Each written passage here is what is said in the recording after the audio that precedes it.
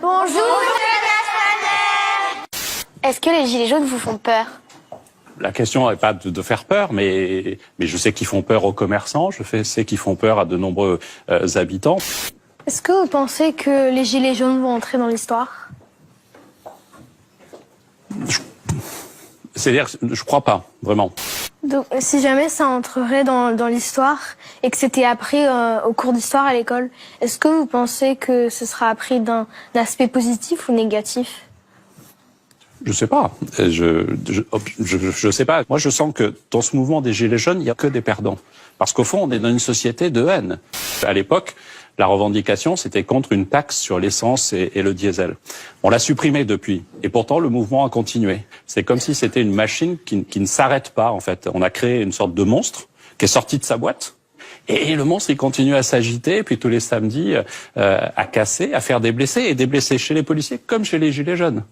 Alors maintenant, on va passer à l'exercice au tableau. Donc, vous allez devoir nous expliquer en 1 minute la stratégie que les policiers utilisent quand ils doivent encadrer des manifestations de Gilets jaunes. Donc, ce sera au tableau avec les craies, et vous serez noté. Ça, je serai noté, d'accord. Vous êtes prêts? Prêt? 3, 2, 1, c'est parti. Alors, d'abord, il y a la distance.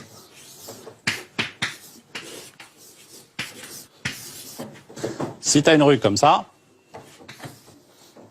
et que les manifestants font mouvement, on va veiller à laisser toujours une distance suffisante, par exemple, entre la police et les manifestants. Et donc toujours, si par exemple ils avancent, ils vont se déplacer. La distance, c'est essentiel. Ensuite, il y a le nombre. S'il y a un individu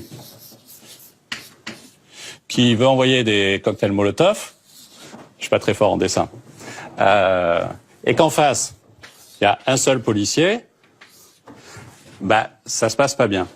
Si par contre j'en ai 10,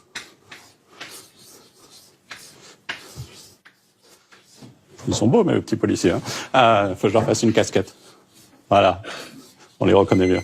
C'est fini. Si j'en ai 10, à ce moment-là, il va se passer un truc assez bien, c'est que lui, il va pas oser envoyer le cocktail Molotov.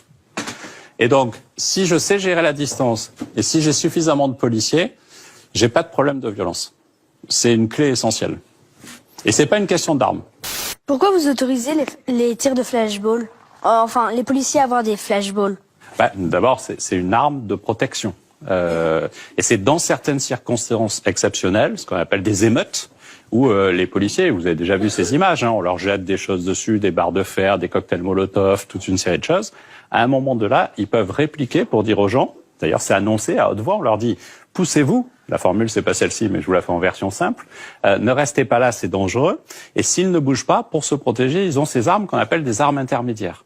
Et si tu leur supprimes les lacrymogènes qui permettent de tenir à distance, et si tu leur supprimes les autres moyens comme le LBD, ben à ce moment-là, on sera beaucoup plus au contact et il y aura des bagarres qui feront beaucoup plus mal. Mais aussi, parfois, il y a des policiers qui tirent comme ça, face aux gilets jaunes. Alors, c'est une faute. Et s'il y a une faute, il y a une enquête, il y a une sanction. Mais elles sont rares. Je vous propose un exercice au tableau. Sur ce schéma, vous devez nous montrer les endroits où les policiers ont le droit de tirer avec le flashball. Avec le LBD, qui n'a pas tout à fait le flashball. Alors, moi, je suis pas un spécialiste, moi, j'en ai jamais eu entre les mains. Hein. Et puis, j'espère ne jamais en avoir entre les mains. Mais ils peuvent tirer, je crois, sur les bras. Je crois qu'ils peuvent tirer, je suis pas tout à fait sûr, sur cette partie-là et sur les membres inférieurs du corps. Ils doivent absolument éviter la tête. Et quand il y a des accidents, et il y en a eu, tu sais, on a une police qui surveille la police. Et donc, on enregistre toutes les plaintes.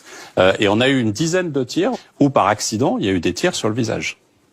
Et là, c'est dangereux. Et cette arme, elle est dangereuse. C'est une balle en plastique. C'est une arme qui est faite pour empêcher quelqu'un d'être violent avec les policiers. Donc, elle est puissante.